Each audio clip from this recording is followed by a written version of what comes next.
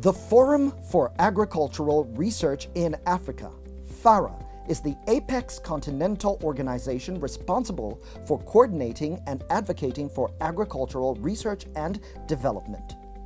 FARA serves as the technical arm of the African Union Commission on matters concerning agriculture science, technology, and innovation. FARA was conceived in the late 1990s by a core group of committed champions, including both African scientists and enlightened donor aid officials who believe in agriculture's potential to lift the continent from poverty, yet realized that this would only be achieved if the continent's weak and fragmented agricultural research systems could somehow be brought together and strengthened under a common banner. FARA was then voted into existence in 1997 by the sub-regional organizations at the 17th plenary of the Special Program for African Agricultural Research, a precursor organization to FARA situated within the World Bank. FARA serves as the entry point for agricultural research initiatives in Africa, designed to have a continental reach or a subcontinental reach spanning more than one subregion. FARA also plays a key role in galvanizing the agricultural research and development sector and brings a strong African voice to global forums such as the G8 and the Global Forum on Agricultural Research. The Agricultural Research and Innovation Fellowship for Africa, ARIFA in particular, is the FARA flagship project on capacity development seeking to produce a new generation of fit-for-purpose members of the African workforce to reinvent and re-engineer the continent's agricultural, food and livestock sector, focusing on a transformation in the next 10 years. ARIFA aims to facilitate intra-African exchange of knowledge and, with steady input of courts, create learning routes between African institutions, universities, technical colleges, and rural communities. Nigeria, being a leading member of the African Union, has keyed in to this project and is a leading participant in ARIFA, with the Tertiary Education Trust Fund as the ideal agency to facilitate the actualization of FARA's objectives. The journey began in the year 2020 when TETFund and Nigeria, as well as the Universidade Federal de Viçosa, UFV, Brazil, inaugurated the governance framework for ARIFA. Today, TETFund is working with stakeholders to prepare an action plan for the implementation of the Agricultural Research and Innovation Fellowship for Africa right here in Nigeria as a follow-up to the Viçosa Action Plan. These are the chronicles of the journey to institutionalize research and development in Nigeria.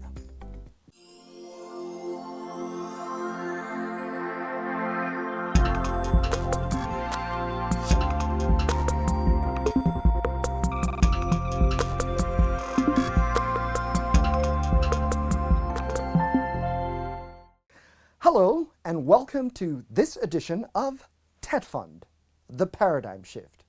I am Stanley Bentu. In the 86th edition of this program, we told you that the Executive Secretary of TETFund, architect Sonny Echono, had reaffirmed his commitment to the ARIFA agreement, which perfectly aligns with TETFund's project to institutionalize research and development in Nigeria using the triple helix model. Now, for those who may not know, the triple helix creates a cohesive team with a combination of the academia, the industry, and the government of Nigeria, all working together to solve our development problems.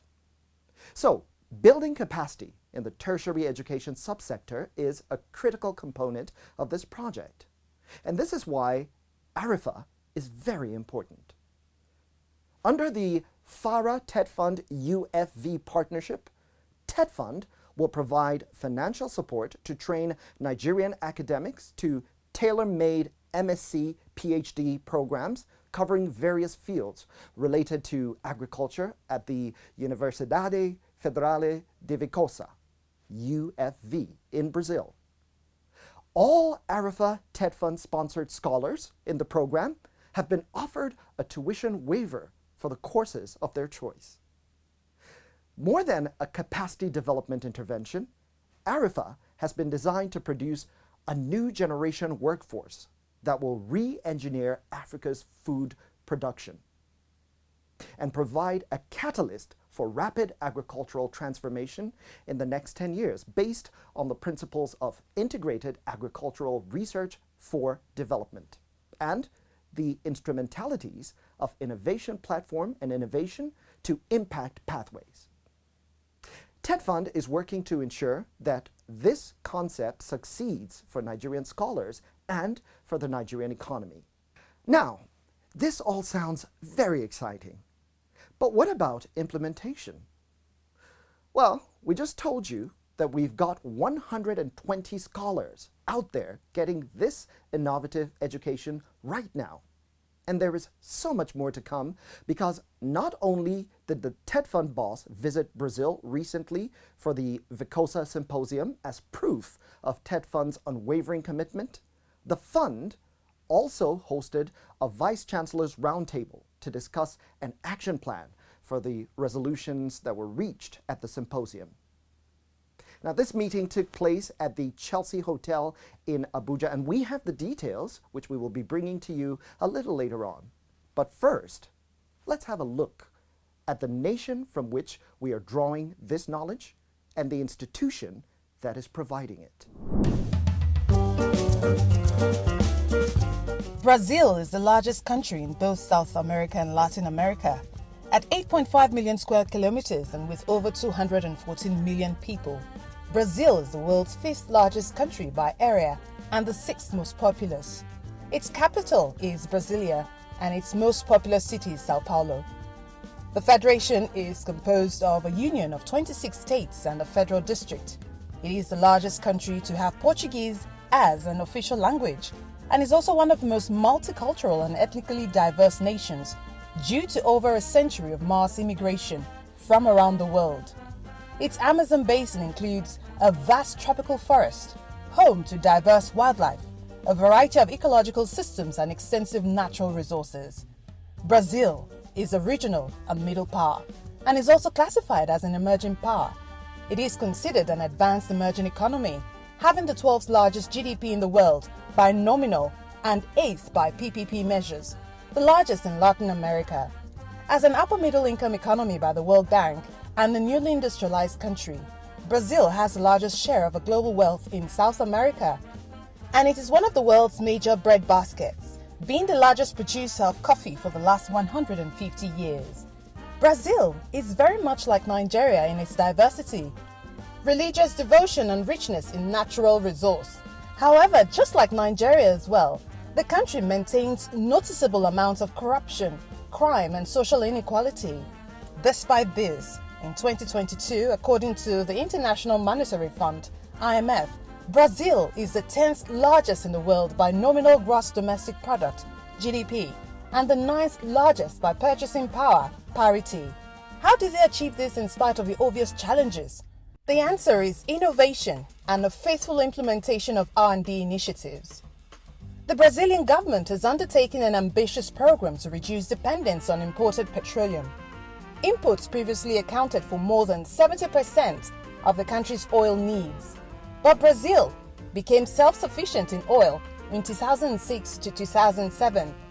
Brazil was one of the largest oil producers in the world in 2019. With 2.8 million barrels per day, production manages to supply the country's demands. Brazil is the world's largest producer of sugarcane, soy, coffee, orange, guarana, and Brazil nut. The country is one of the top 5 producers of maize, papaya, tobacco, pineapple, banana, cotton, beans, coconut, watermelon, and lemon. It is also one of the top 10 world producers of cocoa, cashew, avocado, tangerine, persimmon, mango, guava, rice, sorghum, and tomato. In addition to all this, the South American nation is one of the top 15 world producers of grape, apple, melon, peanut, fig, peach, onion, palm oil, and natural rubber.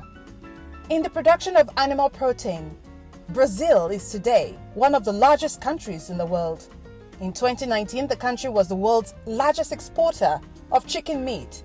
It was also the second largest producer of beef, the world's third largest producer of milk, the world's fourth largest producer of pork, and the seventh largest producer of eggs in the world.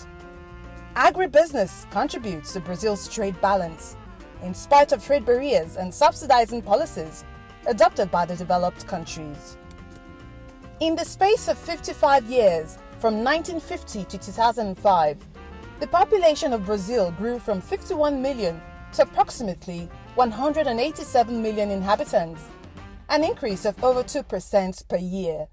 Brazil created and expanded a complex agribusiness sector. The climate of Brazil comprises a wide range of weather conditions across a large area and varied topography, but most of the country is tropical, which means it has an agricultural setup that is very similar to Nigeria's, making the South American country an ideal partner for knowledge exchange. The Federal University of Viçosa, UFV, is a federal university with the main campus located in the city of Viçosa, state of Minas Gerais in Brazil. The university began as the Higher College of Agriculture and Veterinary Science, created in 1922, but with classes only beginning in 1927. In 1948, it was transformed into the Royal University of Minas Gerais. It was federalized in 1969 with its present name. This institution is a prestigious university in Brazil. UFV offers 47 different undergrad courses in many areas, including engineering, agronomy, medicine, veterinary medicine, animal husbandry, and other areas related to science. The university has a highly regarded graduate school, as well as offering 36 master's degree programs and 24 at PhD level. UFV is recognized mainly by agrarian and exact sciences and recognized as the 6th best university in Brazil, based on the National Student Performance Exam. It is considered one of the best universities in Brazil, and in the General Index of Institution Courses made by the Ministry of Education in 2009, it was selected as the 2nd best in Brazil and 1st in the state of Minas Gerais. In recent years, the university has had multiple exchange programs with universities in several countries, especially Latin American and African countries. The TETFund UFV agreement in partnership with ARIFA program was signed in 2020.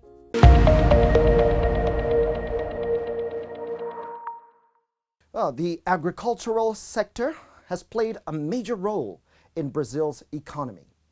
And although it represents 5% of the country's gross domestic product, it is extremely important as a generator of income, employment, and foreign exchange.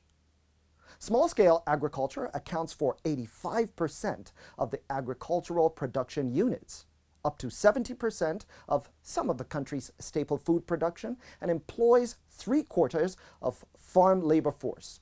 And it's also responsible for 1/3 of agricultural income. However, the agricultural sector shows a strong dichotomy. Most of its dynamism is created by corporate agriculture and driven by the production of export commodities, mostly harvested in the south and the southeast and the center-west regions of the country. Now, this is what Nigeria needs to successfully implement through R&D. We earlier told you that a symposium was recently held at the Federal University of Viçosa, Brazil, which was attended by a team from TETFund, led by architect Sonia Chono. The symposium's theme was Pedagogic Retooling Strategy for Africa's Agricultural Research and Innovation System, Lessons from Brazil. And it aims to strengthen alignments and partnerships and coordination among current ARIFA partners, FARA, UFV, and TETFund. As a follow-up to that symposium, TETFund organized a roundtable of vice chancellors to develop the post-Viçosa Symposium action plan. Here's how it went. Vice chancellors of Nigerian universities on the 21st and 22nd of June held a roundtable meeting on the implementation of Agricultural Research and Innovation Fellowship for Africa, AFRIFA, in Nigeria. The two-day event, which took place at Chelsea Hotel in Abuja, was tagged Building the Post-Visosa Symposium Action Plan. The Executive Secretary of TETFund, Architect Sonia Chono, paid a visit to the roundtable as a show of support to the meticulous work being carried out by the Vice-Chancellors. The Executive Secretary shared thoughts on his visit to Brazil and the illuminating outcomes of interacting with officials of various institutions and the Nigerian scholars over there. While expressing concern that some top-notch Nigerian tertiary institutions were not present for the symposium, he however stressed that Brazil has a rich agricultural structure which Nigeria could learn a lot from through partnership. He also announced that the TETFund UFV agreement has been expanded to allow the fund to send more students to Brazil over a short time. So we believe we can learn 18 or 2 from Brazil through partnerships. And for us to do that effectively, we needed to expand to institutions that have also done so much in various spheres or fields of agriculture, which is why we expanded, we did sign and expanded a collaborative effort, an MOU, that will now enable us to send even more students to Brazil over the short term. And we are quite considerate in waiving tuition fees for us, so crashing the prices to see that the burden on us in terms of funds.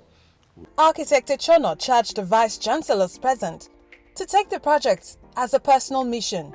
He believes that if Nigeria gets its agriculture right, half of the nation's problem will be solved, noting that agriculture offers the easiest means of creating jobs. My charge to you, besides what you've been told here, is to make this a personal mission. Because I'm very confident that if we get it right in agriculture in this country, half of our problems will be solved. Because it offers the easiest means of absorbing, of creating jobs, of creating engagement. I don't want to even use the word employment. The Executive Director of the Forum for Agricultural Research in Africa, FARA, Dr. Yemi Akinbamijo, in his response gave a brief breakdown of events from the first day, adding that the forum had already picked some low-hanging fruits and made some achievements, like the creation of virtual training hubs in different universities. He cited examples of what has been done at the University of Jos and the University of Lagos. This is what we have done in Unilag, and this is in Jos. And the fellows are already in Brazil. The ES was privileged to meet quite a good number of them, if not all of them, during the visit to Brazil last month. And the good thing, as I kept saying, is that, and it was as if the ES was in the room yesterday, that there is just too much similarities for us not to change our game plan in really putting Nigeria at the forefront in terms of raising our productivity and the livelihoods that are strongly dependent on agriculture. He had said it, and he reinforced what we discussed yesterday. If Brazil can do it, we can also do it. While giving the TETFund boss a recap of the progress in Brazil, Dr. Akinbamijo reveals that one of the core objectives of the plan was to establish a process that will handle 500 new fellows and 13 centers of excellence.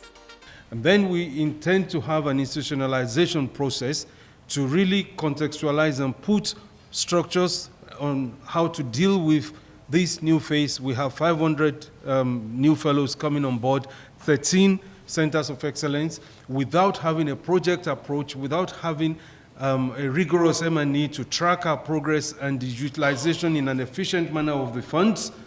It will be a fiasco, and we don't want to go that route. So we want to have a boot camp to really dig deep and really tease out all the issues that needs to be done as we go into this next phase.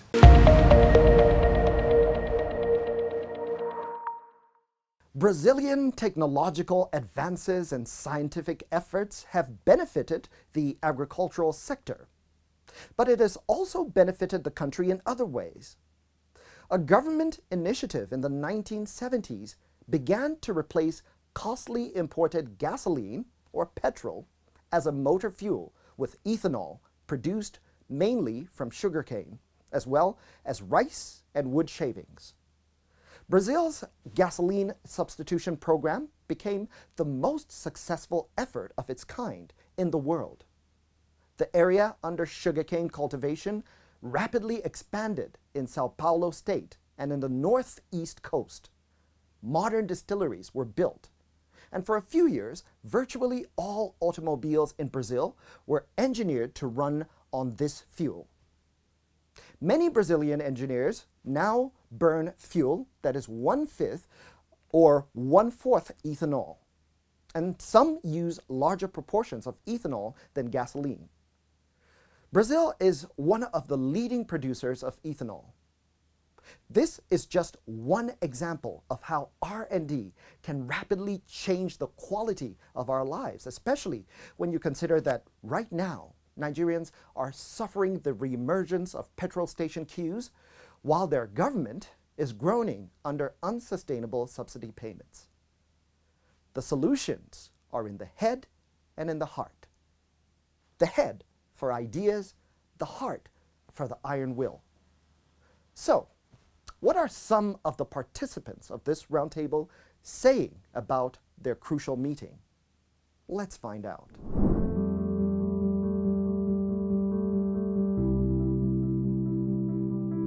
Now, this program is part of FARA's strategy of strengthening capacity on the continent of Africa, where we want to see more and more scientists, researchers that are working in the agricultural research for development space, having the connection between science and business such that as you conduct research and implement research projects, you also bring products on the table that will benefit communities, that will improve livelihoods, eradication of poverty, improving livelihood, ensuring food and nutrition security.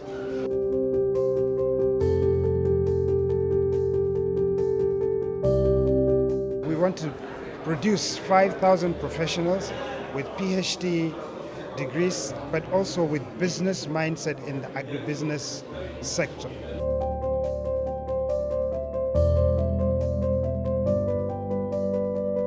So we want to see at least by December, we want to have at least 250 of these fellows in Brazilian universities. In Brazil, we're in partnership with over 40 universities that have expressed their willingness to receive these fellows.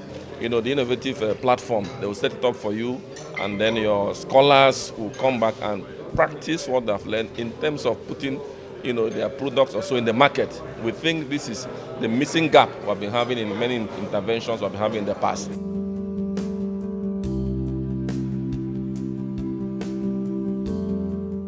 This is completely different. We are bringing, it's different from your regular training where you go get your master's or PhD and come back. No, you go get the master's and PhD, but when you come back, we go to all of these 13 universities that we have selected. We will establish what we call innovation platform. We are putting resources into the innovation platform. We are committing technical competence into the innovation platform so that these people that will be trained, they will apply the knowledge that they would have acquired from Brazil to generate a product with commercial value. So when you're walking around cassava, for example, you want to see more products coming out of cassava, not just gari. You want to see ice cream, you want to see clothes, you want to see biofuel, you want to see ethanol, you want to see carbon dioxide, a lot of products that are already being produced in Brazil. So those technologies, we want to bring them because we know they will work, they will function here. We also have this unique opportunity through ARIFA also to select areas of interest to us, because they have now strategized it. It's STEM now, so you choose the areas that you want and then take scholars in that way. This is what Nigeria actually needs, because in the past, what we have been doing, getting scholars who will come and just publish papers without any business, entrepreneurial background to it.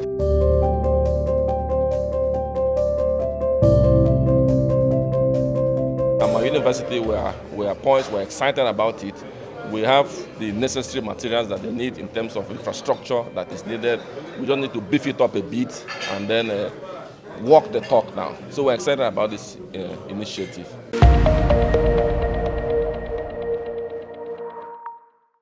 Now, I often say that you cannot build a better country without building better people. People who are empowered to express themselves in the most creative ways to provide solutions to economic and development challenges. Education is our best tool to achieving this. And you can think of TETFund as the sharpener and the enhancer of that tool. We expect better agriculturalists and better farmers to emerge from the ARIFA initiative. And from that, food security, exports, and ultimately profits for the value chain. And that is the paradigm shift. Join us again on the next edition of the program. Until then, thank you for stopping by. Good night.